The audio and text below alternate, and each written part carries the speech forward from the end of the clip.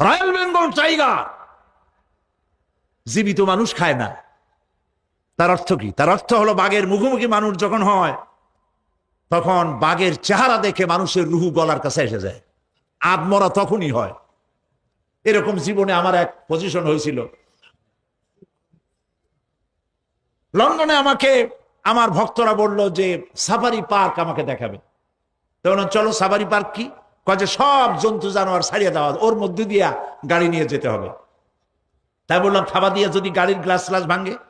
তা বললো যে ওখানে পুলিশ আছে, লোকজন আছে, হর্ন জোরে বাজাইতে হবে, নিয়ম আছে, তাহলে তারা আসবে এবং বন্দুকের মধ্যে রাবারের গুলি আছে, বিষ মাখানো, ওইটা মেরে দেবে, তারপরে জন্তুটা পড়ে যাবে, তার ঘুম আসবে, তখন বেঁচে যাবে।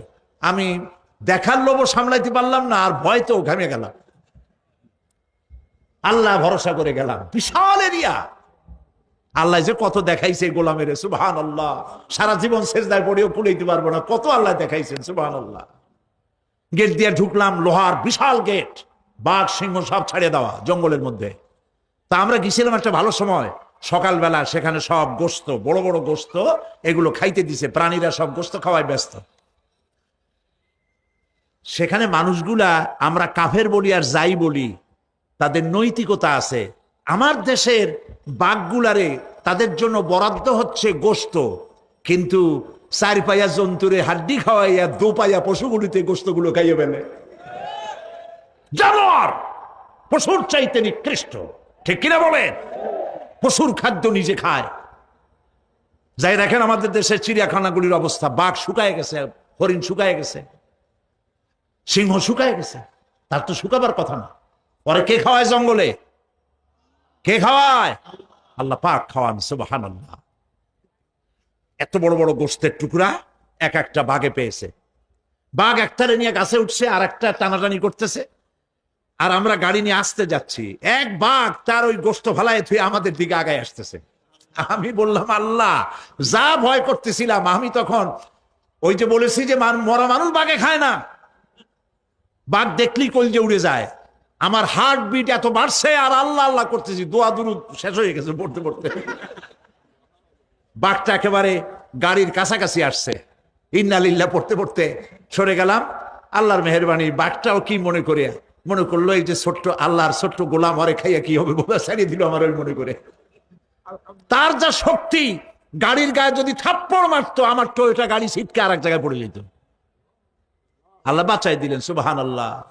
সিংহের মধ্যে দিয়ে গেলাম, সিংহরা সব খোলামেলা খাইতেছে। সুতরাং আল্লাহ রাব্বুল আলামিন এই বাঘ, সিংহ, বড় বড় সাপ জঙ্গলের মধ্যে যদি না রাখতেন গার্ড হিসাবে, তাহলে এই ফরেস্ট ডিপার্টমেন্টের দোপায়া জন্তুগুলি সমস্ত জঙ্গলকে উজাড় করে ফেলে দিত। আল্লাহ এদের হেদায়েত করুন, জোরে বলেন আমিন। এই গাছ কেমনে চুরি করে মরিয়া দেখো। এখন তো মন্ত্রী সেলুট মারে পুলিশে, মরিয়া দেখো ফেরেশতারা কি দিয়ে মারে। প্রিয় ভাই সব, আল্লাহ রাব্বুল আলামিন এই সব জিনিস পৃথিবীকে দিয়েছেন। আর এইগুলি বলার পরে আল্লাহ পাক বলছেন যে এই চোখে দেখা জিনিসগুলি বললাম। কে বলতেছেন? চোখে দেখা জিনিসগুলি দেখালাম, এগুলি দেখে চোখ হলো, চক্ষুকে উন্মিলিত করার জন্য এই সব দৃষ্টান্ত আমি চোখের সামনে রেখে দিলাম।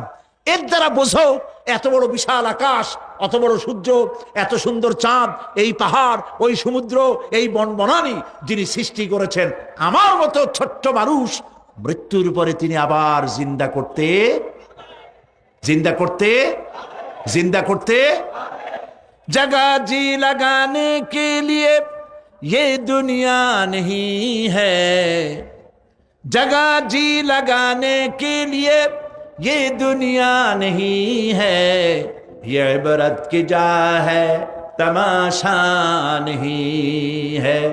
এই পৃথিবী খেল তামাশা করার জায়গা না, দেখো আর শেখো আল্লাহ পাকের অপূর্ব সৃষ্টি, নৈপুণ্যতা, কলা কুশলতা দেখো, আর সেজদা দিয়ে আল্লাহ রাব্বুল আলামিনের শুকরিয়া আদায় করো। সুবহানাল্লাহ। আমরা যদি তা করতে পারি, আল্লাহরে যদি বুঝতে পারি, আমাদের আমল আখলাক ভালো হয়ে যাবে। আমরা চুরি করে গাছ বেচবো না, ওজনে কম দেব না, খাদ্যে ভেজাল দেব না, ঘুষ খাবো না, সুদ খাবো না, প্রতারণা করব না, মিথ্যা কথা বলবো না। আমরা ভালো হয়ে যাব যদি এই একটি জিনিসকে বিশ্বাস করতে পারি যে আমার এই জীবন শেষ কথা নয়, আর একটা জীবন আসবে, সেই জীবনে এই জীবনের সব হিসাব দিতে হবে। এরপরে আল্লাহ পাক বলেন وَجَعَلْنَا سِرَاجًا وَهَّاجًا, আর আমি তোমাদের উপরে আকাশ সৃষ্টি করেছি, আর ওর মধ্যে আমি সৃষ্টি করেছি মহাশূন্যে এক অতি উত্তপ্ত, অতি উজ্জ্বল এক বাতি সৃষ্টি করেছি। সিরাজ শব্দের অর্থ হলো সূর্য, ওয়াহাজ এ শব্দের অর্থ হচ্ছে একই সাথে অতি উত্তপ্ত, অতি উজ্জ্বল। সূর্যের ব্যাস হচ্ছে এই পৃথিবীর চাইতে, সূর্যের ব্যাস হচ্ছে পৃথিবীর চাইতে 109 গুণ, এবং এর আয়তন পৃথিবীর চাইতে 13 লক্ষ গুণ বড়। আর দূরত্ব হচ্ছে পৃথিবীর মাটি থেকে 9,30,00,000 মাইল ব্যবধানে এই সূর্যকে আল্লাহ পাক স্থাপন করেছেন। এই সূর্যের মধ্যে যেমন রয়েছে তাপ, আবার তেমন রয়েছে আলট্রা ভায়োলেট রে। সূর্যের মধ্যে অনেক কিছু আছে, এখনো বিজ্ঞানীরা তা আবিষ্কার করতে পারে নাই। এর মধ্যে কল্যাণধর্মী জিনিসও আছে এবং অকল্যাণ জাতীয় কিছু জিনিস আছে। সেটা কি কারণে, সেটা আল্লাহ ভালো জানেন, আমরা জানি না। আমরা মনে করি অকল্যাণ, আল্লাহ জানেন ওর মধ্যে কি কল্যাণ আছে। যেমন সাপের বিষ, আমরা সাপ দেখলেই মারি, কিন্তু সাপ আপনাকে ক্ষতি না করলে আপনি মারবেন কেন? আর যদি ক্ষতি করার মনে হয়, ক্ষতির মতো মনে হয়, মেরে ফেলে দিন। এটা বলা হয়েছে হাদিস শরীফে, ক্ষতিকর মনে হলে মেরে ফেলে দিন। কিন্তু সাপ তার বিষের মধ্যে মানুষের জীবন রক্ষাকারী ওষুধ সাপের বিষ দিয়েই তৈরি হয়। সূর্যের মধ্যে অকল্যাণ ধর্মিক যা আছে সেটা কেন, এটা আমরা জানি না। এখন অকল্যাণ ধর্মী যে জিনিসটাকে বিজ্ঞানীরা মনে করেন, সেটার নাম হলো আলট্রা ভায়োলেট রে, অতি বেগুনি রশ্মি। এই অতি বেগুনি রশ্মি, এটার অ্যাকশন হচ্ছে এই যে প্রাণী জগতের মধ্যে যদি এটা লাগে, এসে পড়ে পৃথিবীতে, যদি স্পর্শ করে, তাহলে ক্যান্সার সহ নানাবিধ দুরারোগ্য ব্যাধিতে গোটা পৃথিবী ছড়িয়ে পড়বে। ওই আলট্রা ভায়োলেট রে যাতে পৃথিবীর মাটি স্পর্শ করতে না পারে, সেজন্য আল্লাহ রাব্বুল আলামিন ওজোন স্তর তৈরি করেছেন। OZONE, ওজোন স্তর তৈরি করা আছে, যাতে করে ওই রেটা পাস করতে না পারে। সেই রেতে বিজ্ঞানীরা লক্ষ্য করেছে, রেতে ফাটল ধরেছে। সূর্য কত দূরে? 9,30,00,000 মাইল দূরে। মানুষেরা, বিজ্ঞানীরা টের পেয়েছে যে ওজোন স্তরে ফাটল ধরেছে। সুবহানাল্লাহ। আল্লাহ পাক বলছেন, ওয়ামা উতীতুম মিনাল ইলমি ইল্লা কালিলা, তোমাদেরকে খুব সামান্যতম জ্ঞান আমি দান করেছি। সামান্য জ্ঞান দিয়ে গেছে কদ্দূর দেখেন। সুবহানাল্লাহ বলেন। চিন্তায় শ্রদ্ধায় মাথা নত হয়ে আসবে। এগুলি যদি হয় সাধারণ জ্ঞান, ছোট্ট জ্ঞান, সামান্যতম জ্ঞান, তাহলে আমার আল্লাহ সুবহানাহু ওয়া তাআলার জ্ঞান কত অসীম, কত অনন্ত, কত চিরন্তন। সুবহানাল্লাহ। সে আল্লাহ রাব্বুল আলামিন ওজোন স্তরকে রেখেছেন, ওটা ক্র্যাক করেছে। কেন ক্র্যাক করেছে? ক্র্যাক করেছে এনভায়রনমেন্ট নষ্ট করার কারণে। আমরা গাছ কেটেছি, যত গাছ কেটেছি তত গাছ লাগাই নেই। টেলিভিশনে যে গাছ সম্পর্কিত যে বিজ্ঞাপনগুলি দেওয়া হয়, এগুলি নিছক কোন বিজ্ঞাপনের উদ্দেশ্যে বিজ্ঞাপন নয়, এগুলি বাস্তব। নবী করিম সাল্লাল্লাহু আলাইহি ওয়াসাল্লাম গাছ কাটতে নিষেধ করেছেন। প্রয়োজনে কাটুন, প্রয়োজনে, বিনা প্রয়োজনে আপনি গাছের পাতাও ছিঁড়বেন না, প্রয়োজনে গাছটাও কেটে ফেলতে পারেন। পাতা ছিঁড়বেন না কেন? যেহেতু প্রত্যেকটি পাতা আল্লাহ রাব্বুল আলামিনের জিকির করছে।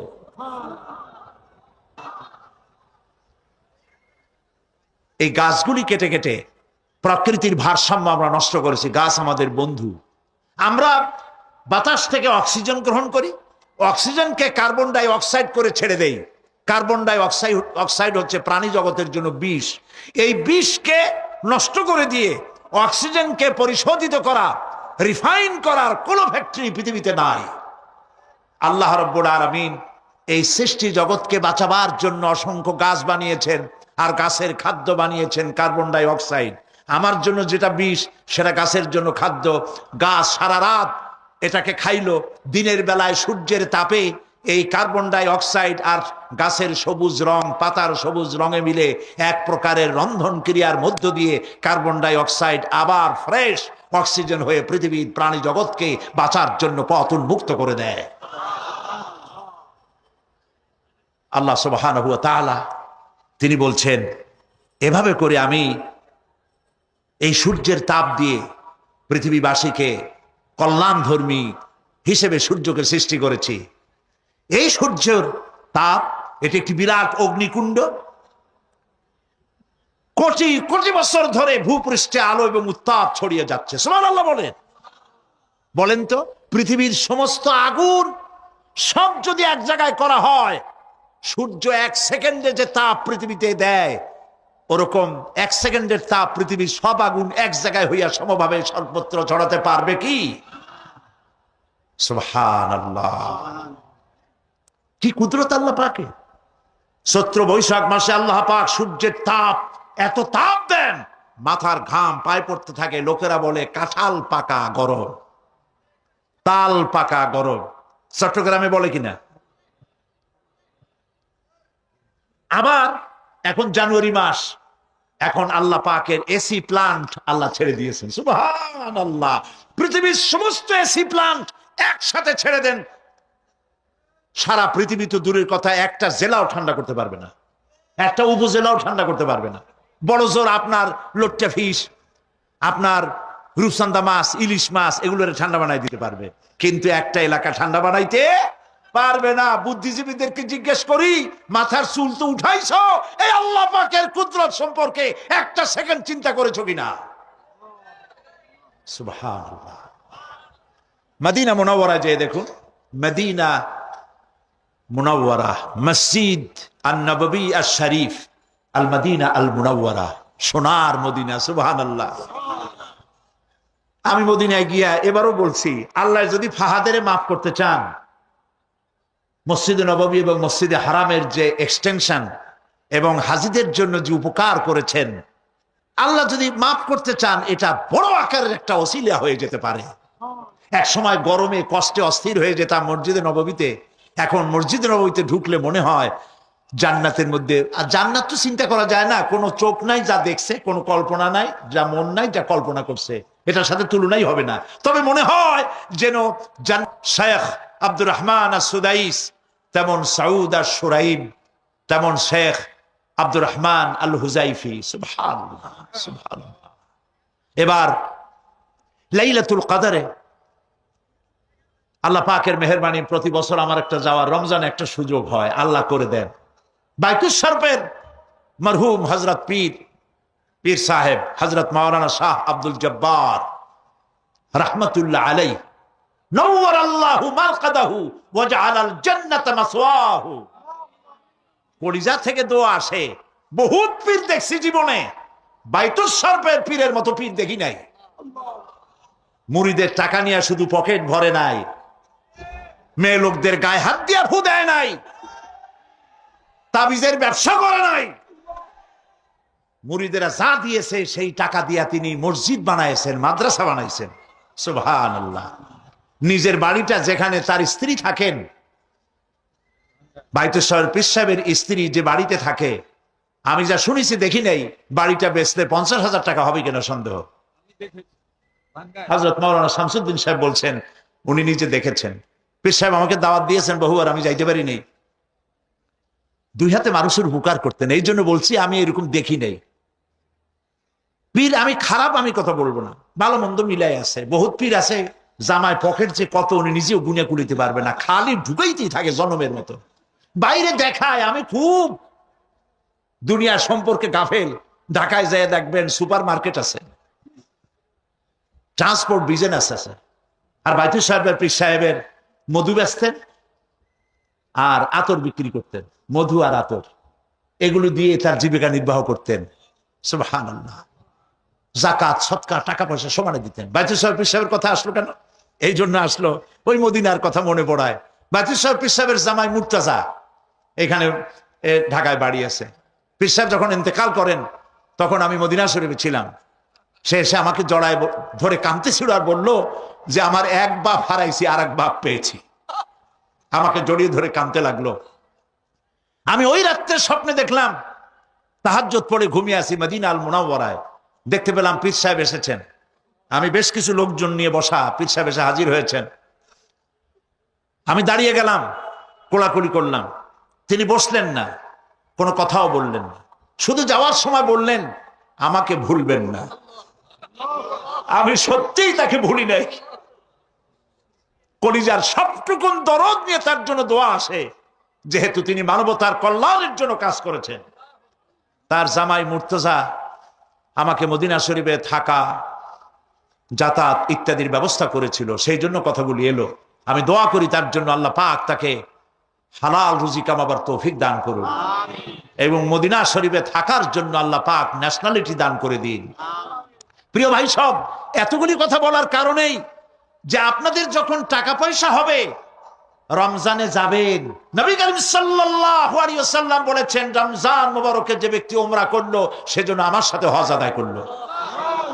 মসজিদে হারামে এবার লাইলাতুল কদর 26 দিবগত রাত। লাইলাতুল কদর তো এ কথা তো আমিও জানি, আপনারাও জানেন যে 26 দিবগত রাতে না, শুধু বেজোর রাতগুলিতে। কিন্তু মুহাক্কিকিনরা 26 রাত্রে একটু বেশি কান্দাকাটি করে, অন্য রাত্রে তো করেই, ওই রাত্রে একটু বেশি কান্দে। এবারে লাইলাতুল কদরে লোক সংখ্যা সম্পর্কে 27 তারিখ রমজানের সৌদি গেজেট, সৌদি নিউজ পত্রিকায় হেডলাইন হলো, মক্কা শরীফে গত রাত্রে নামাজ যারা পড়েছেন, লাইলাতুল কদরে যারা এসেছিলেন তাদের সংখ্যা 3 মিলিয়ন প্লাস, 30 লাখের উপরে। সর্বকালের হজের রেকর্ড ভঙ্গ করেছে।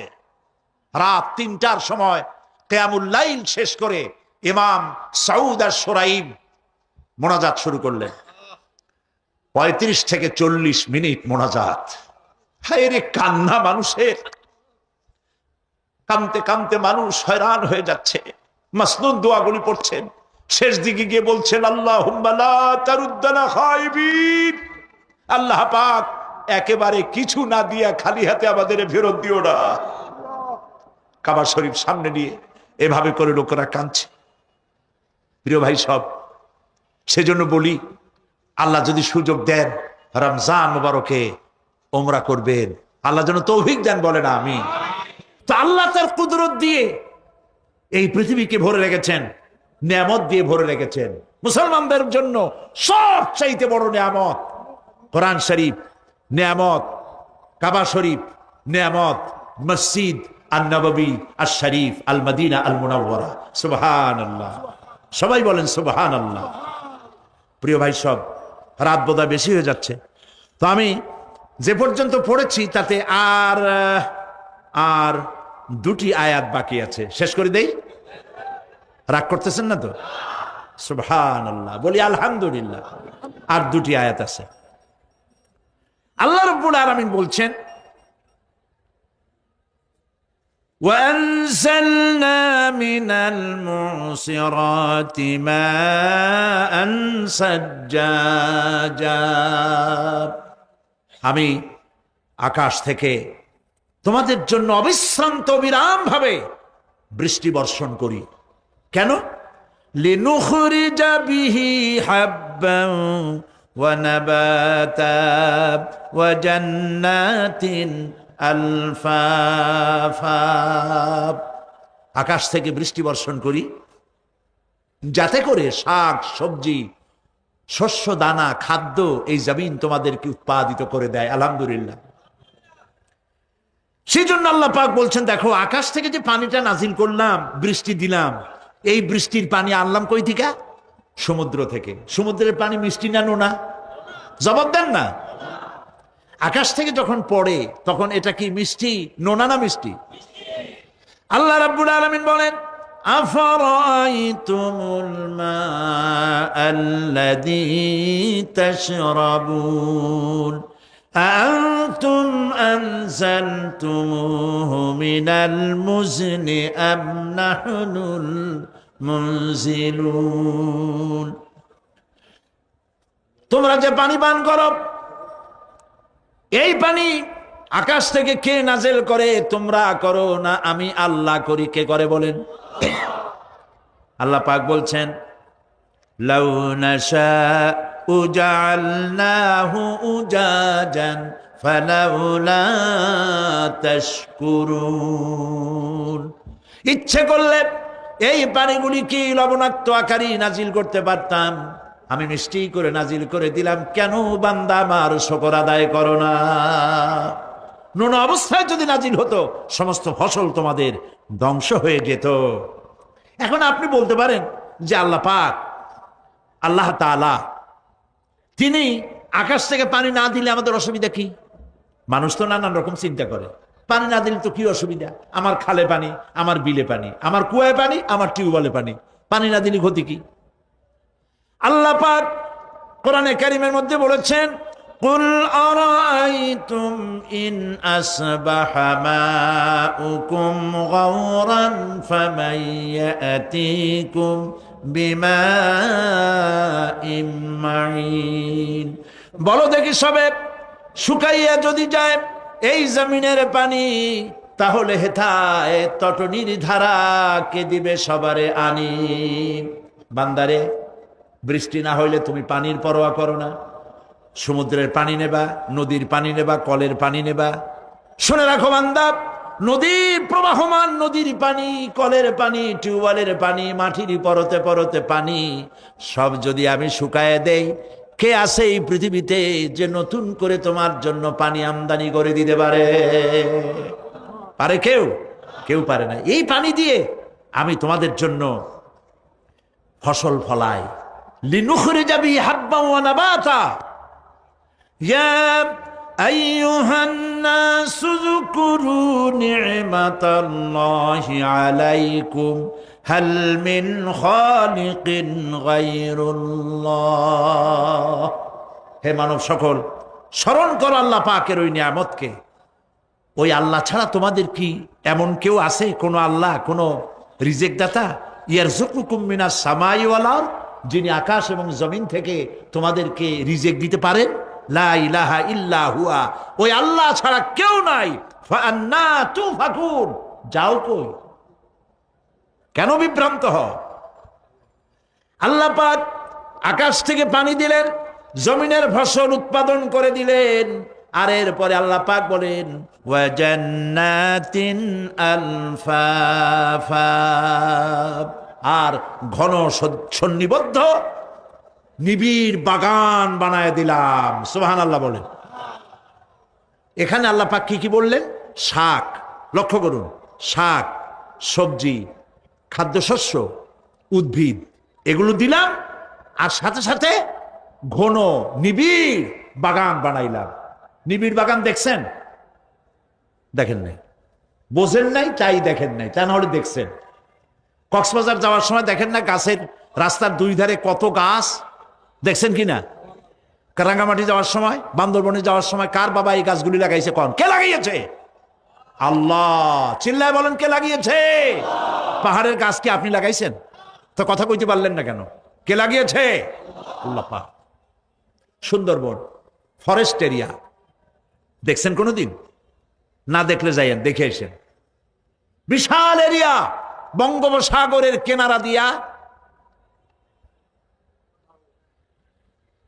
খুলনা, সাতক্ষীরা, এই বিরাট অঞ্চল, বরিশাল, খুলনা, সাতক্ষীরা, পটুয়াখালী, বিরাট এরিয়া নিয়ে রয়েছে সুন্দরবন। শত শত মাইল। সুবহানাল্লাহ বলে। বিশাল গাছ, গাছের এরিয়া। এই গাছগুলি কে লাগাইছে? জোরে বলেন, কে লাগাইছে? এই গাছগুলি নার্সিং করেন কে? একটা জিনিস দেখে আমি অবাক হয়ে গেছি, সেটা হলো এখানে বহু রকমের গাছ আছে। সুন্দরী কাঠ, পশুরি, বাইন, গেওয়া, গোল, অনেক রকমের গাছ আছে। যেখানে সুন্দরী গাছ, সব সুন্দরী গাছ। যেখানে গেওয়া, যেখানে বাইন, যেখানে গোল, গোলপাতা সব সেখানে সেইগুলাই, অথচ কেউ যে গাছগুলি লাগাই দিয়ে আসে নাই। আরেকটা অসুবিধা, আরেকটা জিনিস হচ্ছে এই জোয়ারের সময় এই এলাকা ডুবে যায়, 1-1.5 হাত পানি হয় গাছের গোড়ায়। যে ফলগুলি পড়ছিল গাছ দিয়া, এই ফলগুলি ভাটির টানে চলে গেল, নিচে নেমে গেল, নদীতে নেমে গেল, আবার জোয়ারের টানে উঠে আসলো, পানিতে ভেসে ভেসে ফলগুলি ভারী হয়ে গেল, এক সময় ভাটির টানে আর গেল না। এই গাছগুলিকে সুন্দরী গাছের মধ্যেই সুন্দরী ফল, বাইনের মধ্যে বাইনের ফল কে সাজাইয়া এই সুন্দর বাগানগুলি বানাইলো? চিল্লায় বলো। জান্নাতিন আলফাফা, ঘন নিবিড় সন্নিবদ্ধ বাগান আমি সৃষ্টি করেছি। সুবহানাল্লাহ বলে। এই গাছগুলি মানুষেরা জন্মের খাওয়া খায়। বন বিভাগে যারা দায়িত্বে থাকে মনে করে শ্বশুরের লাগানো গাছ, বাজানের লাগানো গাছ, সমানে কাটে চোরের মতো বিক্রি করে। এরা ডাকাত, এরা চোরের চাইতেও নিকৃষ্ট যারা গাছ চুরি করে। আল্লাহ পাক জানেন মানুষের খাসলাত। এই ফরেস্ট বিভাগে, বন বিভাগে যারা চাকরি করেন সব খারাপ আমি তা বলবো না, ভালো মন্দ মিলেই আছে। কিছু আছে জন্মের খাওয়া খায়, ঘুষ খায় আর গাছগুলো বেচে ছাড়িয়ে দেয়, সর্বনাশ করে দেয়। আল্লাহ পাক তার মানসা, তার মর্জি মোবারক হচ্ছে এই যে গাছগুলি যেন বংশ অনুক্রমে পৃথিবীর মানুষ বছরের পর বছর, শতাব্দীর পর শতাব্দী, সহস্রাব্দীর পর সহস্রাব্দী যেন ভোগ দখল করতে পারে। সেজন্য আল্লাহ রাব্বুল আলামিন এই বন জঙ্গল রক্ষা করার জন্য নিজস্ব গার্ড বাহিনী রেখে দিয়েছেন। চিন্তা করছেন সেই গার্ড বাহিনী কারা? বন্য হাতি, রয়্যাল বেঙ্গল টাইগার, বড় বড় সাপ। আপনারা যান, যায় দেখবেন সালাম কেমনে দেয়। আসুন কোরআনে কারীম থেকেই আমরা আলোচনা শুরু করি। আল্লাহ রাব্বুল আলামিন যে সূরা আমি আলোচনা করতেছিলাম, এই সূরা তো এক মহাসমুদ্র। পুরা কোরআন শরীফই, গোটা কোরআন শরীফকে আমি একটা সমুদ্রের সাথে তুলনা করতে পারি না। কোরআন শরীফকে আটলান্টিক মহাসাগরের সাথে আমি তুলনা করতে পারি না। আটলান্টিক মহাসমুদ্রের মতো কোরআন নয়, বরং কোরআনের এক একটা বিষয় পৃথিবীর সমস্ত সমুদ্র একত্রিত করলেও কোরআনের একটা বিষয়ের সমান হবে না। এত বিশাল কিতাব, আজিম কিতাব আল্লাহ পাক আমাদেরকে দান করেছেন। সুবহানাল্লাহ ওয়া বিহামদিহি। আসুন শয়তানের ওয়াসওয়াসা থেকে পানাহ চেয়ে নিই। আউযু বিল্লাহি মিনাশ শাইতানির রাজীম। বিসমিল্লাহির রহমানির রহিম।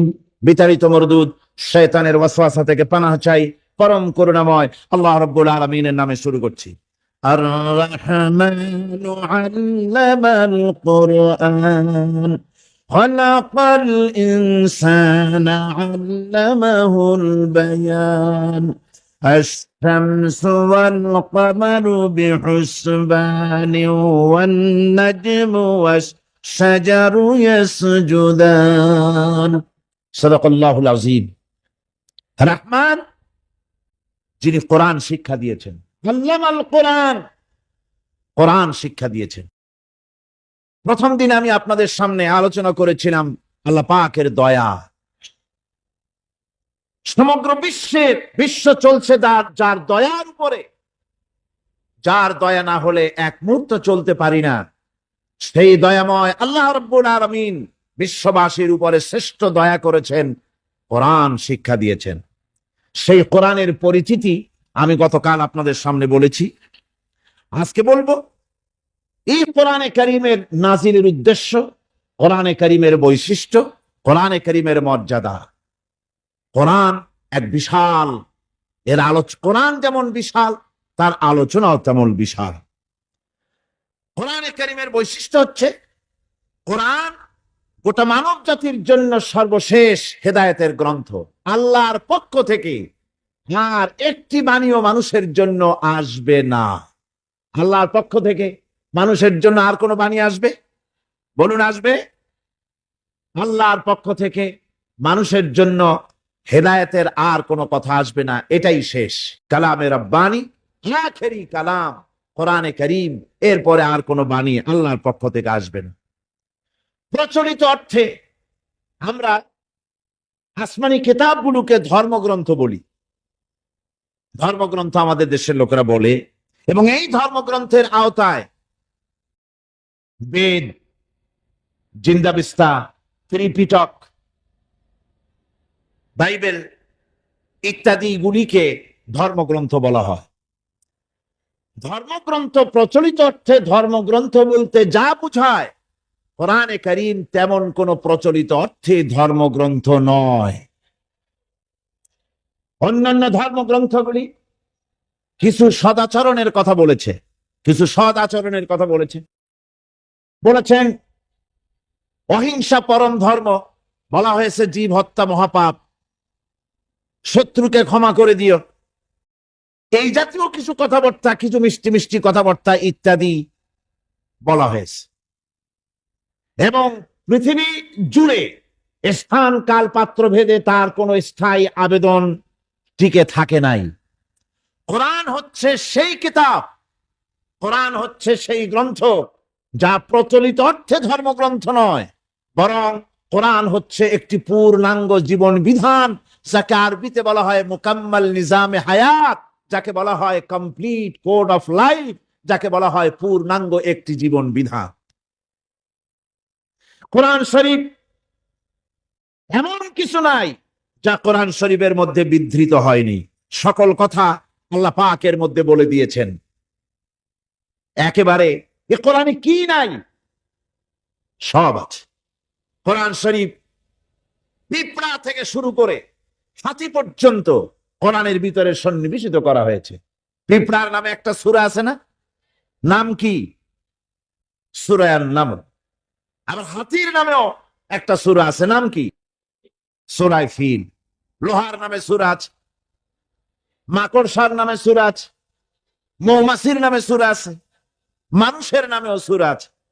মানুষের ভেতরে দুটো শ্রেণী, পুরুষ এবং নারী, মহিলাদের কেউ বাদ দেওয়া হয় নাই, তাদের জন্য একটা সূরা আছে, নাম কি? তাহলে পিঁপড়া থেকে শুরু করে হাতি আর মানুষ, তার প্রয়োজনীয় যা কিছু সব কিছুকে আল্লাহ পাক কোরআনে কারীমের মধ্যে সন্নিবেশিত করে দিয়েছেন। আমি অনেকবার কথা বলেছি, এটা কোনো কোরআন হাদিসের কথা নয়, এটা আমার ধারণার কথা, কোরআন হাদিসের কথা নয়। যেমন কোরআন শরীফের শুরু হয়েছে বিসমিল্লাহ দিয়ে। কি দিয়ে শুরু হয়েছে? বিসমিল্লাহ দিয়ে। প্রথম অক্ষরটা কি? বা। আর শেষ হয়েছে মিনাল জিন্নাতি ওয়ান নাস, শেষের অক্ষর কি? সিন। তাহলে কোরআনের প্রথম অক্ষর বা আর শেষের অক্ষর সিন, দুইটাকে জুড়ে দিলে কি হয়? বাস। আমার কাছে মনে হয় যেন কোরআনে কারীমের ভিতরে আল্লাহ রাব্বুল আলামিন পৃথিবীবাসীদের জন্য যা কিছু প্রয়োজন সবকিছু সন্নিবেশিত করে দিয়েছেন। শুরু করলেন বা দিয়া, শেষ করলেন সিন দিয়া, বাস করে দিলেন যেন বলা হলো পৃথিবীর মানুষেরা, তোমাদের জন্য কিয়ামত পর্যন্ত যা কিছু দরকার সবগুলি আমি আল্লাহ রাব্বুল আলামিন কোরআনের মধ্যে ভরে দিয়েছি। বাস হয়ে গেছে, আর কিছুর প্রয়োজন নাই, আর কিছু প্রয়োজন নাই, সব আমি কোরআনে কারীমের ভেতরে সন্নিবেশিত করে দিয়েছি। সুতরাং কোরআনে কারীমের এই বৈশিষ্ট্য যে অন্য ধর্মগ্রন্থের মতো কোরআন শরীফ নাম সর্বস্ব একটি ধর্মগ্রন্থ নয়, এর মধ্যে রয়েছে মানুষের প্রয়োজনীয় সবকিছু।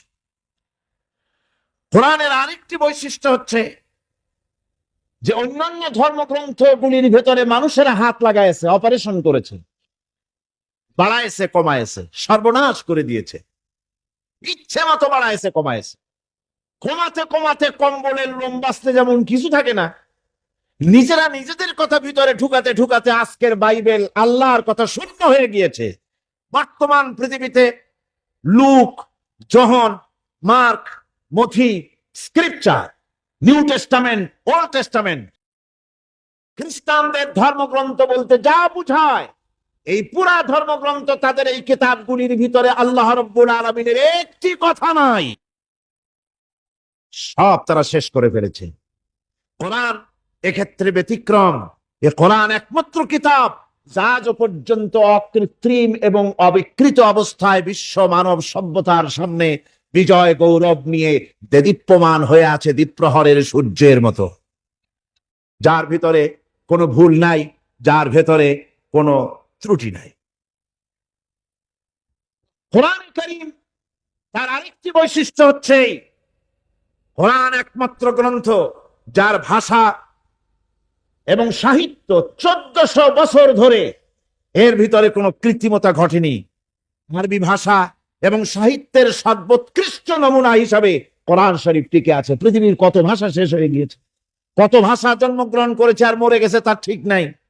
ভাষার উন্নতি যত হচ্ছে, কোরআনে কারীম সমস্ত ভাষা এবং সাহিত্যের মানকে উতরে গিয়ে এমন এক জায়গায় কোরআনের ভাষা সাহিত্য পৌঁছে গেছে যাকে স্পর্শ করা পৃথিবীর কোন ভাষার পক্ষে সম্ভব নয়।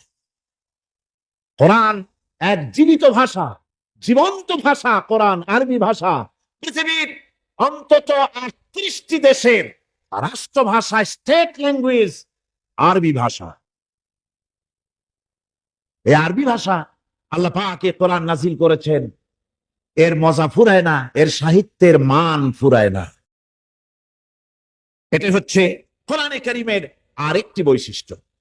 কোরআনে কারীমের অন্যান্য বৈশিষ্ট্যের ভেতরে আরেকটি বৈশিষ্ট্য হচ্ছে যে এ কোরআনে কারীম একমাত্র কিতাব যেই কিতাবের ভেতরে রয়েছে কোরআনের অনুসারী তাদের নাম এবং কোরআনের অনুসারী তাদের ধর্মের নাম গ্রন্থের ভেতরে আছে, যা অন্য কোনো কিতাবের মধ্যে নাই। সেটা হচ্ছে আমরা যে মুসলমান তা কোথায় পেলাম? আমরা যে মুসলমান এই পরিচিতি কোথায় পেলাম? হুয়া সাম্মাকুমুল মুসলিমিন, এই মুসলমান নাম আল্লাহ কোরআন শরীফে ব্যবহার করেছেন। তিনি আমাদের নাম দিয়েছেন, আমরা মুসলমান। আমরা কি মুসলমান? আমাদের নাম এই কিতাবের মধ্যে রয়েছে। আমাদের জীবন ব্যবস্থার নাম, ধর্মের নামও ইন্নাদ-দীনা ইনদাল্লাহিল ইসলাম। ইসলামের নাম, মুসলমানের নাম কোরআনে কারীমের মধ্যে রয়েছে, যা অন্য কোন ধর্মগ্রন্থের মধ্যে নাই। হিন্দু, খ্রিস্টান, বৌদ্ধ এ সমস্ত নাম তাদের নিজেদের বানানো নাম, তাদের ধর্মগ্রন্থের ভিতরে সব নামের কোনো পাত্তা নাই। কোরআনে কারীমের আরেকটি বৈশিষ্ট্য হচ্ছে কোরআন বিশ্বের সর্বাধিক পঠিত গ্রন্থ। এত বেশি পড়া হয়েছে, এ কোরআন পড়া হচ্ছে এত বেশি পৃথিবীর কোন বই আজ পর্যন্ত পড়া হয় নাই, আর হবেও না। কোরআনে কারীমের আরেকটি বৈশিষ্ট্য হচ্ছে এই বিশাল ধর্মগ্রন্থ, এই বিশাল জীবন ব্যবস্থা, এই বিশাল কিতাব মানুষেরা মুখস্থ করেছে। আপনি আমাকে বলেন, নিজের ভাষা নয়, নিজের মায়ের ভাষা নয়, এমন এক বিশাল কিতাব মানুষ মুখস্থ করতে পেরেছে, এর কোন নমুনা আছে দুনিয়ায়? এর কোন নমুনা আছে? মাতৃভাষা নয়, অথচ পৃথিবীর ইংরেজ হোক, উর্দুভাষী হোক, ল্যাটিন হোক, তেলুগু হোক, দাস হোক, ফ্রান্স হোক, যে কোনো ভাষা, বাংলা ভাষা হোক, সমস্ত ভাষার লোকেরা কোরআনে কারীমকে মুখস্থ করতেছে। সুবহানাল্লাহ ওয়া বিহামদিহি। আমাদের দেশেও লক্ষ লক্ষ হাফেজে কোরআন বর্তমান রয়েছে। এটা হচ্ছে কোরআনে কারীমের আরেকটি বিরাট রকমের বৈশিষ্ট্য। কোরআনে কারীমের অফুরন্ত বৈশিষ্ট্যের ভেতরে এটাও একটি, কোরআন হচ্ছে একটি বিরাট মুজিজা। কোরআন একটি মুজিজা। কোরআন একটি কি? মুজিজা। দুনিয়ায় যত নবী আল্লাহ পাঠিয়েছেন, সমস্ত নবীদেরকে তিনটা জিনিস দিয়েছেন। কয়টা জিনিস কন্ত? তিনটা। ওয়াহি, হুসনে খুলক আর মুজিজা। একটা হচ্ছে ওহী, আর একটা হচ্ছে উন্নত মানের চরিত্র, আর একটা হচ্ছে কি? মুজিজা। এই মুজিজা সকল নবীকে দেওয়া হয়েছে। মুজিজা হচ্ছে সমকালীন যুগে বড় যে কোনো শক্তিকে দুর্বল করে দেয়, যে কোনো জিনিসকে দুর্বল করে দেওয়ার মতো ক্ষমতা রাখে যে জিনিস, তার নাম মুজিজা। মুসা আলাইহিস সালামের জামানায় জাদুর প্রভাব ছিল। তখন আল্লাহ রাব্বুল আলামিন মুসা আলাইহিস সালামকে একটা মুজিজা দিলেন। কি দিলেন? আল্লাহ রাব্বুল আলামিন বললেন, ওয়া মা তিলকা বিয়ামিনিকা ইয়া মূসা। মুসা, তোমার ডান হাতে ওটা কি? তিনি বললেন, এটি একটি লাঠি। আল্লাহ পাক বললেন, লাঠি তো ঠিকই, কিন্তু এর মধ্যে আরো এক ক্ষমতা আছে, তুমি জানো না। লাঠিকে ফেলে দাও। লাঠি ফেলে দিলেন, কি হয়ে গেল? হিয়া হাইয়াতুন তাসআ, বিরাট এক সাপে পরিণত হয়ে গেল। এই সাপ নিয়ে, এই লাঠি নিয়ে তিনি জাদুকরদের মোকাবেলা করলেন। জাদুকরেরা বলল, আপনি আগে দেখাবেন জাদু না আমরা দেখাবো আগে? মুসা আলাইহিস সালাম বললেন, তোমরা আগে দেখাও। তারা জাদু মন্ত্র পুত করে আশেপাশের সব জিনিসগুলিকে বাঘ, সিংহ ইত্যাদি বানিয়ে ফেললো। এগুলি ঝাঁপিয়ে পড়লো মুসা আলাইহিস সালামের উপরে। ক্ষণিক সময়ের জন্য মুসা আলাইহিস সালাম ঘাবড়ে গেলেন। আল্লাহ রাব্বুল আলামিন হযরতে মুসাকে ডেকে বললেন, মুসা রে, ভয় পাওয়ার কোনো কারণ নাই। প্রতিষ্ঠিত একটি সরকারের বিরুদ্ধে তোমাকে নামায় দিয়া ময়দানে তোমাকে আমি একা ছেড়ে দেই নাই। আমি আল্লাহ রাব্বুল আলামিন তোমার সাথে আছি। হাতের লাঠি ছেড়ে দাও। মুসা আলাইহিস সালাম লাঠি ছেড়ে দিলেন। লাঠি সাপ হয়ে গেল, হা করলো। জাদুকরদের তৈরি করা সমস্ত বাঘ, সিংহ, সাপ মুসা আলাইহিস সালামের লাঠি মার্কা সাপের পেটের মধ্যে গিয়া ঢুকলো। জাদুকরেরা মনে করলো, আমরা যা দেখালাম তা তো জাদু। নিঃসন্দেহে মুসা আলাইহিস সালাম যা দেখালেন তা নিঃসন্দেহে জাদু নয়, কারণ জাদু তো খেয়ে ফেলে দিয়েছে। কাজে জাদু যে জিনিসে খায় সেটা তো জাদু না, সেটা জাদুর বাবা অথবা দাদা। এটা ছিল মুসা আলাইহিস সালামের মুজিজা। হযরত দাউদ আলাইহিস সালামের মুজিজা ছিল, আল্লাহ রাব্বুল আলামিন তাকে মুজিজা দিয়েছিলেন, গলার সুন্দর আওয়াজ দিয়েছিলেন। তিনি যখন জাব্বুর শরীফ তেলাওয়াত করতেন, উড়ন্ত পাখিরা ওড়া বন্ধ করে চতুর্দিকে বসে আল্লাহর কালাম শুনতো। তিনি লোহা দিয়ে অস্ত্র তৈরি করতেন। অস্ত্র বানাবার সময় আগুন দিয়ে লোহা পোড়ায় অস্ত্র বানাতে হয়। দাউদ আলাইহিস সালামের তার প্রয়োজন ছিল না। তিনি যখন লোহা হাতির ভিতরে নিয়ে চাপ দিতেন, লোহা পানি হয়ে আঙ্গুলের ফাঁক দিয়া গলে পড়ে যেত। এটা ছিল তার মুজিজা। হযরত সুলাইমান, আল্লাহ রাব্বুল আলামিন তাকে মুজিজা দান করলেন। কোরআনে কারীমের ভিতরে রব্বুল আলামিন বলেন, হযরত সুলাইমান আলাইহিস সালাম সকাল বেলায় বিনা মেশিনে, বিনা ইঞ্জিনে তক্তার উপরে বসে যেতেন। তক্তা 1 মাসের পথ অতিক্রম করত। আবার সন্ধ্যা বেলায় বসতেন, এই তক্তা আর 1 মাসের পথ অতিক্রম করে যেত। ঈসা আলাইহিস সালামের মুজিজা ছিল, জন্মান্ধের চোখের উপরে হাত বুলিয়ে দিতেন, সঙ্গে সঙ্গে চোখ ভালো হয়ে যেত। কুষ্ঠব্যাধিগ্রস্ত লোকের গায়ে হাত বুলাতেন, সঙ্গে সঙ্গে কুষ্ঠব্যাধি ভালো হয়ে যেত। এই হলো তাদের মুজিজা। পয়গম্বরেরা বিদায় হয়ে গেলেন, মুজিজা বিদায় হয়ে গেল। দাউদ আলাইহিস সালাম বিদায় হলেন, মুজিজার সাথে নিয়ে গেলেন। তার উম্মতেরা ওই লোহাগুলি আর কেউ গলাতে পারে নাই, আজও কেউ গলাতে পারে না হাত দিয়া চেপে ধরে। সুলাইমান আলাইহিস সালাম দুনিয়া থেকে বিদায় হয়ে গেছেন, মুজিজা নিয়ে কবরে চলে গেছেন। আজ আর তার অনুসারীরা অথবা দুনিয়ার কোন মানুষ বিনা ইঞ্জিনে তক্তায় বসে আর হাওয়ায় উঠতে পারবে না। মুসা আলাইহিস সালাম বিদায় হলেন, লাঠির মুজিজা চলে গেল। তার উম্মতেরা, তার অনুসারীরা কিয়ামত পর্যন্ত যদি 1000 চেষ্টা চালায়, লাঠিকে আর কোনোদিন সাপে পরিণত করতে পারবে না। ঈসা আলাইহিস সালাম, আল্লাহ রাব্বুল আলামিন তাকে উঠায় নিলেন, মুজিজা তিনি সাথে নিয়ে গেলেন।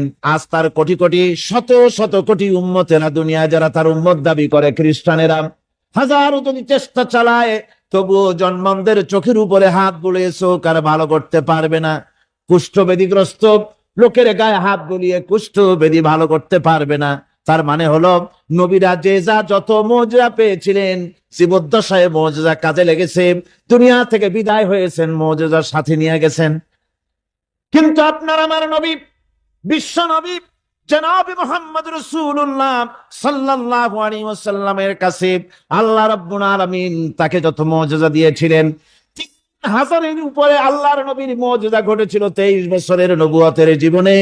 তার মধ্যে শ্রেষ্ঠ মুজিজা হতেছে কোরআন মাজিদ। আল্লাহর নবী বিদায় হয়ে গেলেন, মুজিজা সাথে নিয়ে যান নাই, মুজিজা রেখে গেলেন দুনিয়ায়। কিয়ামত পর্যন্ত দুনিয়াবাসী, নবীর উম্মতেরা কোরআনের মুজিজা ব্যবহার করতে পারবে। এই কোরআনে কারীম রাসূল কারীম সাল্লাল্লাহু আলাইহি সাল্লামের জীবনের শ্রেষ্ঠ মুজিজা। মানুষ পাগল হয়ে গেছে কোরআন শুনে। সুতরাং এ কোরআনের বৈশিষ্ট্য সকল দিক থেকে এক অপূর্ব একটি কিতাবে পরিণত করেছে, যা মানুষকে চিরকাল বিস্ময় হতবাক করে দিয়েছে। কোরআনের আরেকটি বৈশিষ্ট্য হচ্ছে এই কোরআন এক সময় নাজিল হয় নাই। 30 পারা কোরআন শরীফ একসাথে নাজিল হয়েছে না, কোরআন নাজিল হয়েছে আস্তে আস্তে ধীরে ধীরে। কত বছর লাগলো?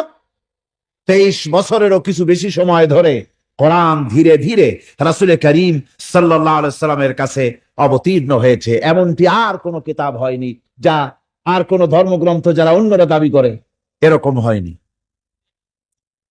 কোরআনে কারীমের আরেকটি বৈশিষ্ট্য হচ্ছে, যখন কাগজ ছিল না, ছাপাখানা ছিল না, এমনকি টেপ রেকর্ডার ছিল না, তখনকার নাজিলকৃত কিতাব যেভাবে নাজিল হয়েছিল সেইভাবে আজ পর্যন্ত অবিকল টিকে আছে, টিকে থাকবে ইলা ইয়াউমিল কিয়ামা।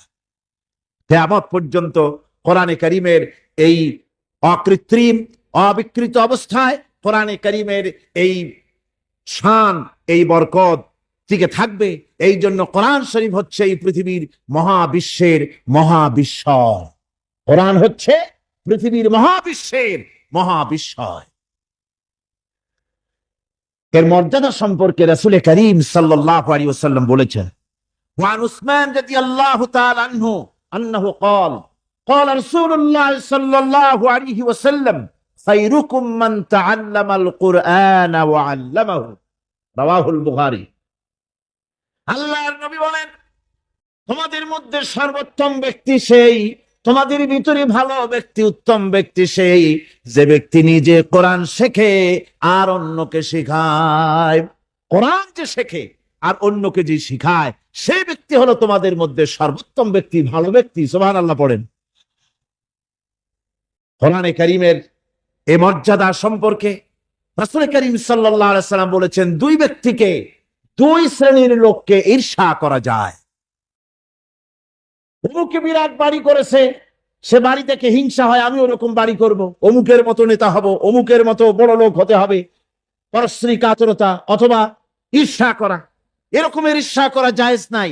রাসূলুল্লাহ বলেছেন, দুই ব্যক্তির সঙ্গে ঈর্ষা করা যায়। عن ابن عمر رضي الله تعالى عنه أنه قال قال رسول الله صلى الله عليه وسلم لا حسد إلا على الاثنين। দুই ব্যক্তি ছাড়া অন্য কারো সাথে হিংসা করা যায় না, রিস্ক করা যায় না। কোন কোন ব্যক্তি? রাজুলুন আতাহুল্লাহুল কুরআন ফাহুয়া ইয়াকুমু বিহি আনা আল-লাইলি ওয়া আনা আন-নাহার। ওই ব্যক্তির সঙ্গে ঈর্ষা করা যায়, হিংসা করা যায় যে ব্যক্তিকে আল্লাহ পাক কোরআনের ইলম দান করেছেন। সে ব্যক্তি দিন রাত কোরআন তেলাওয়াত করে, কোরআনের উপরে আমল করে, কোরআনের উপরে থাকে, মানুষকে কোরআনের দাওয়াত দেয়। ওই লোকের সাথে ঈর্ষা করা দরকার যে তার মতো হতে চায়। ওয়ারাজুলুন আতাহুল্লাহু মালান ফাহুয়া ইউনফিকু মিনহু আনা আল-লাইলি ওয়া আনা আন-নাহার।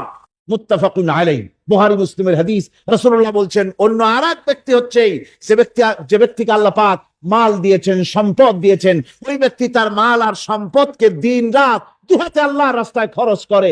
তার মতো হওয়ার জন্য তার সাথে ঈর্ষা করা যেতে পারে।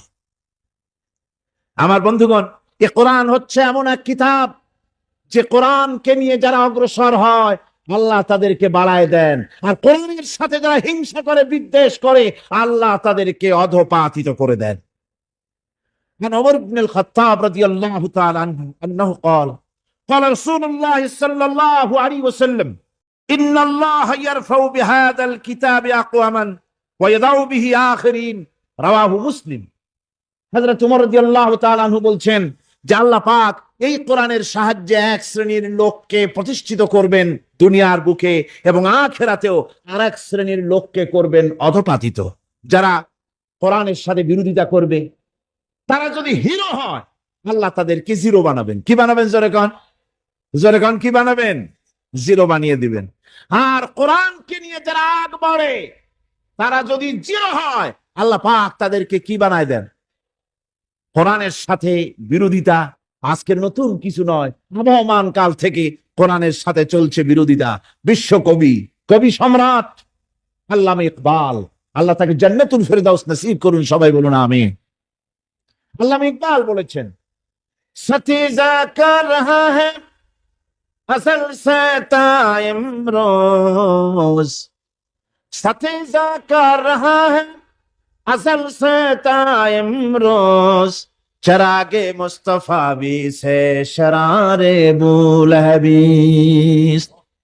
মুহাম্মদ সাল্লাল্লাহু আলাইহি ওয়াসাল্লামের দীপ শিখার সাথে, আল্লাহর দ্বীনের সাথে আবু জাহাল, আবু লাহাবের অগ্নিস্ফুলিঙ্গের সংঘর্ষ আবহমান কাল থেকে লেগে এসেছে।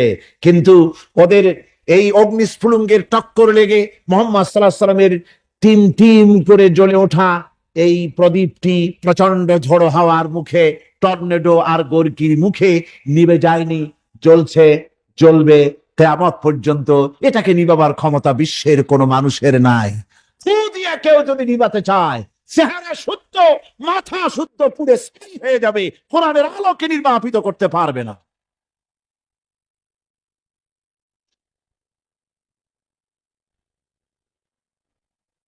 এই কোরআন, এই কোরআন যার সিনার ভিতরে থাকে, যার সিনার মধ্যে থাকে সে হয় সমৃদ্ধ, আর যার সিনার মধ্যে থাকে না সে হয় সবচাইতে ফকির আর এতিম। আল্লাহর নবী বলেছেন, ইন্নাল্লাযী লাইসা ফী জাওফিহি শাইউম মিনাল কুরআনি কাল বাইতিল খারিব। যেই দেহের ভিতরে কোরআন নাই, যেই দেহের ভিতরে, সেই সিনার ভিতরে কোরআন নাই, ওই মানুষটা হতেছে একটা সাড়া বাড়ির মতো, একটা উজাড় বাড়ির মতো, বিরান বাড়ির মতো। বিরান বাড়িতে কি থাকে? সাড়া বাড়িতে কি থাকে? কি কয়? না না, ভূত কিসের? খামোখাই ভয় পান আপনারা। ভূত বলে কিছু নাই। হ্যাঁ, শয়তান থাকে, জিন থাকে, তারপরে ওর মধ্যে আর কি থাকে? উতুম পেঁচা থাকে, ইঁদুর থাকে, তেলাপোকা থাকে, উই পোকা থাকে, বাঁদর থাকে, উল্লুক থাকে, সাপ থাকে। রাসূলুল্লাহর কথা দেখেন, কি সুন্দর কথা, সুবহানাল্লাহ সুবহানাল্লাহ। যে দেহের ভিতরে কোরআন নাই, সারা বাড়িতে যা থাকে, পুরো বাড়িতে যা থাকে, বিরাট বাড়িতে যা থাকে, যে দেহে কোরআন নাই সেই দেহের মধ্যে তাই থাকে। আজ দেখুন বাংলাদেশের শিক্ষাঙ্গনে, কলেজ ইউনিভার্সিটি গুলিতে কোরআন পড়ানো হয় না। বলেন ঠিক কিনা? আমাদের বিশ্ববিদ্যালয়গুলিতে কোরআন পড়ানো হয়, তাফসীর পড়ানো হয়, হাদিস পড়ানো হয়, হয় না। হাদিস, কোরআন, আল্লাহর কালাম পড়ানো হয় না বলে অবস্থা কি হয়েছে? হাদিস থেকে মিলায় নেন, ইন্নাল্লাযী লাইসা ফী জাওফিহি শাইউম মিনাল কুরআনি কাল বাইতিল খারিব।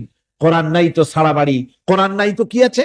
যে ঘরের মধ্যে মানুষ নাই, উল্লুক থাকে, ভাল্লুক থাকে, শয়তান থাকে, তেলাপোকা থাকে, সারপোকা থাকে, হিংস্র প্রাণী ভরপুর থাকে। যে শিক্ষা প্রতিষ্ঠানে কোরআন পড়ানো হয় না, সেখানেও সন্ত্রাসীরা বাস করতে পারে, মানুষ টিকতে পারে না।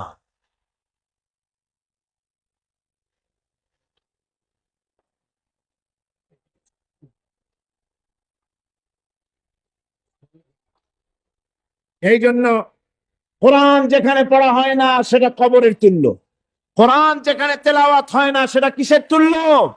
কবরের তুল্য। আল্লাহ নবী বলেছেন, আন আবি হুরায়রা রাদিয়াল্লাহু তাআলা আনহু আন্নাহু ক্বাল ক্বাল রাসূলুল্লাহ সাল্লাল্লাহু আলাইহি ওয়াসাল্লাম লা তাজআলু বুয়ুতাকুম মাকাবির, রাওয়াহু মুসলিম।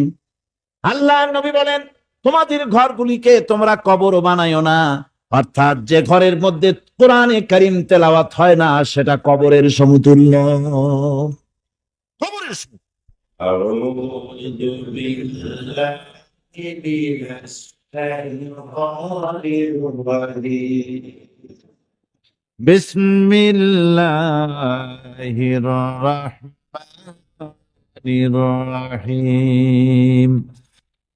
ইন্নাল্লাহা ওয়া মালাইকাতাহু ইউসাল্লুনা আলান নবী ইয়া আইয়ুহাল্লাযীনা আমানু সাল্লু আলাইহি ওয়া সাল্লিমু তাসলিমা। আল্লাহুম্মা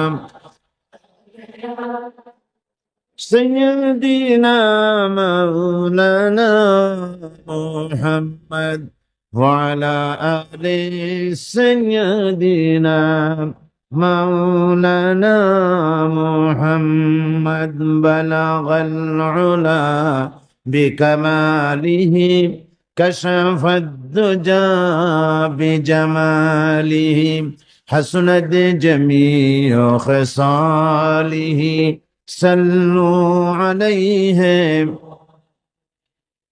मुझे कुछ मिले या न मिले मोहम्मद मिले यानी वो शई जिससे अल्लाह मिले बलगल उला बिकमालिही कशफत दुजा बिजमालिही हसनत जमीउ खसालिही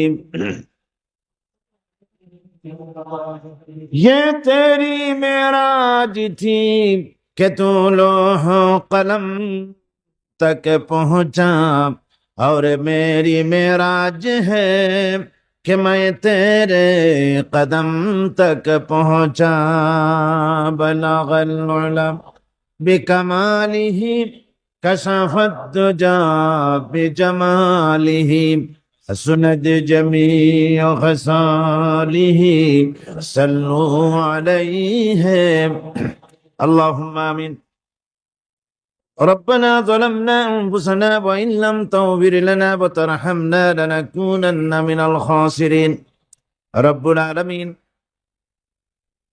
লক্ষাধিক জনতা এই বিশাল জনসমুদ্র নিয়ে কোরআনে কারীমের তাফসীরের মাহফিলের তৃতীয় দিবসে কয়েকবার দরুদ সালাম পড়ে তোমার দরবারে হাত তুলেছি মেহেরবানি করে দরুদ সালাম টুকুন সোনার মদিনায় নবী পাকের রওজা মুবারকে পৌঁছে দাও तमाम পৃথিবীর মাটির নিচে যত মুমিন মুমিনাত শুয়ে আছেন তাদের আরওয়ার পরে সওয়াব পৌঁছিয়ে দাও রব্বুল আলামিন এ মাহফিলের আয়োজন যারা করেছেন আর শোনার জন্য যারা এসেছেন কিয়ামতের দিন মুসিবতের সময় এ মাহফিল আমাদের সকলের জন্য নাজাতের জরিয়া বানিয়ে দিও ইয়া রব करम तू अगर करे वो बात दे जुबान को जो दिल पर असर करे रब्बना तकब्बल मिन्ना इन्नका अंतस समीउल अलीम व तुब अलैना इन्नका अंतत तव्वाबुर रहीम سبحان ربك رب العزة عما يصفون وسلام على المرسلين الحمد لله رب العالمين